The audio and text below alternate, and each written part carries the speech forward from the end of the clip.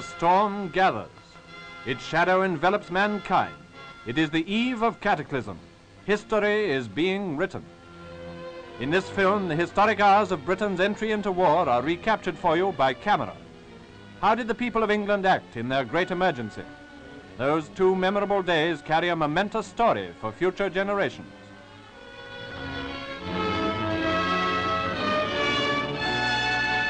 The crisis has been blowing up for a fortnight. At the Mother of Parliaments, the heart of democracy, members have been in session during their normal holiday. In Downing Street, where the Prime Minister resides, first the Polish ambassador, then the German chargé d'affaires are visitors. Opposition leaders as well as cabinet members are called into conference. Though the situation is acute, war is not absolutely inevitable, we are told. But how it is to be avoided, no one can imagine, and the preparations for civil defense go on resignedly. Such scenes as these are familiar to every country in Europe. It's a tragic thought that the menace of the air should instill the fear of death and destruction into the peoples of all nationalities, whether destined to be friend or neutral. However, Britain is prepared. Enormous strides have been made in the year since the September crisis of 1938. The personnel of the defense forces have increased rapidly in the face of danger. The balloon barrage and the anti-aircraft units inspire that confidence which comes from knowledge of one's own strength.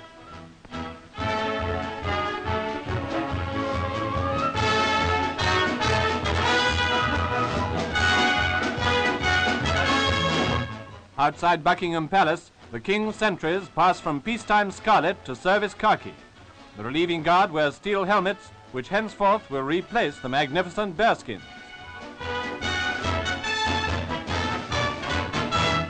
War is not inevitable, but the chances of peace are slender indeed, and the hospitals are evacuated of their patients, young and old, who go to places of greater safety.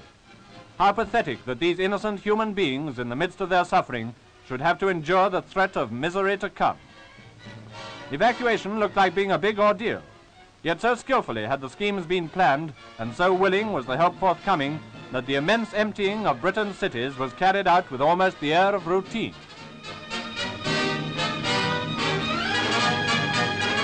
The departure of the school children was, in particular, a triumph of orderly precision. From the crowded towns, children in their thousands left homes and parents behind and went away to live in the safety zones under the care of their teachers.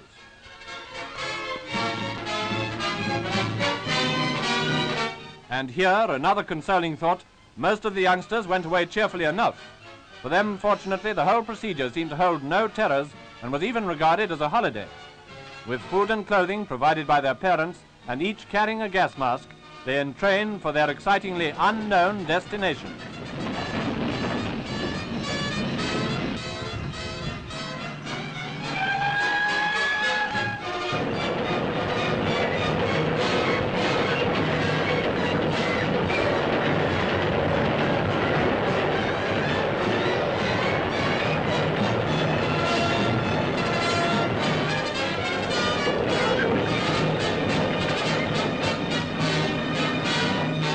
How long will they be away?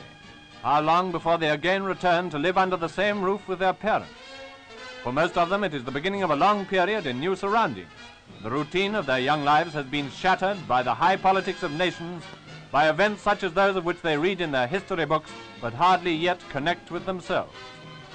It is indeed a strange experience for these thousands of children, as well as a great responsibility for those who are charged with their care during these heavy days.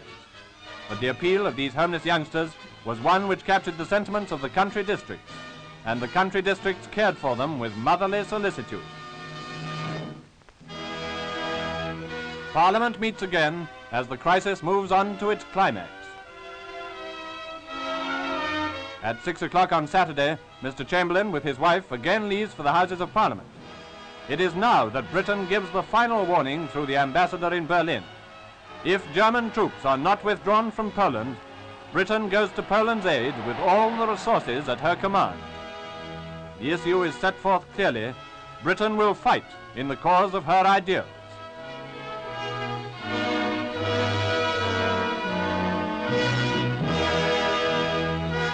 Tradition is set aside when the King goes to Downing Street for conference with Mr. Chamberlain. a graceful thought to save the anxious and hard-worked Premier a journey. 11 o'clock, an hour sacred to Britain for its association with armistice. 11 o'clock on Sunday, September the 3rd. The government's final warning to Hitler has been ignored, and a state of war once more exists between Great Britain and Germany.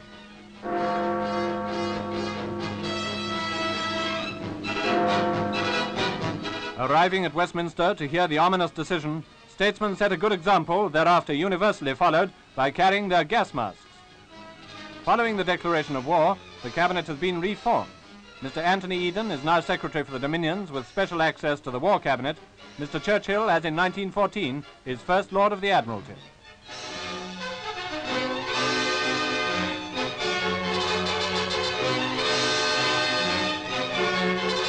Here are some figures of the previous government: Sir John Anderson, who becomes Home Secretary, and Sir Kingsley Wood, who remains Secretary of State for Air. Sorrowfully from the House comes the Premier, whose efforts for peace, pursued unremittingly, have finally been brought to naught. Only 25 minutes after war has been declared comes the first air raid warning.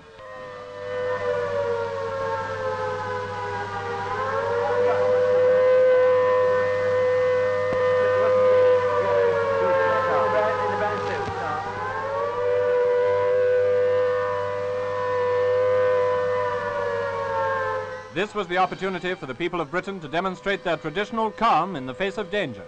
There was no sign of panic. Men and women in the streets made their way quickly to the nearest shelter and queued up in orderly processions at the entrance.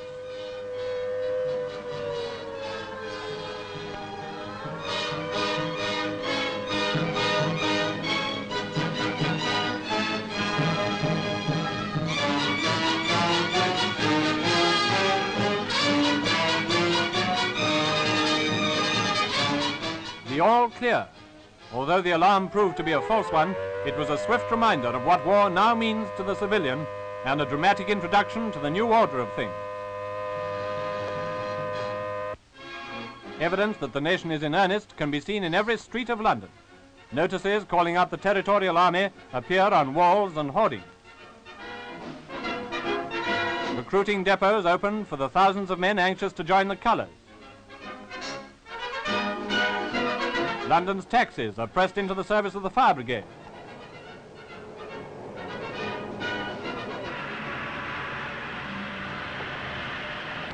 There are fewer wayfarers, and they all carry gas masks.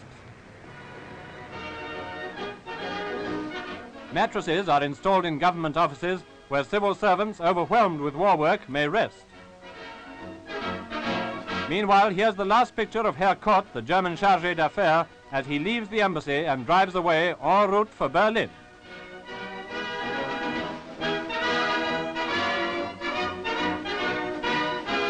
As for other foreigners in Britain, they have to report, of course, and satisfy the authorities of their good faith. War always involves inconveniences for neutrals who are not concerned, but Britain endeavors to extend just and courteous consideration to all the aliens within her gates, including, as they do, many refugees from countries which have been overrun. But despite the changes and interruptions of normal life, the business of the country must go on, and the rush hours show very little diminution of traveling. For many of these people, it's a case of going to the office now and performing air raid precaution duty later in the day. The common tasks of everyday work are not the least important aspect of the war, which from now on will absorb the whole thoughts of the nation as it musters its manhood in arms. So within a few days, the people of Britain adapted themselves to the new conditions and set about winning the war with that cheerfulness which never fails them in emergency. The scene of events shifts from London to the countryside, where Tommy Atkins is on the march.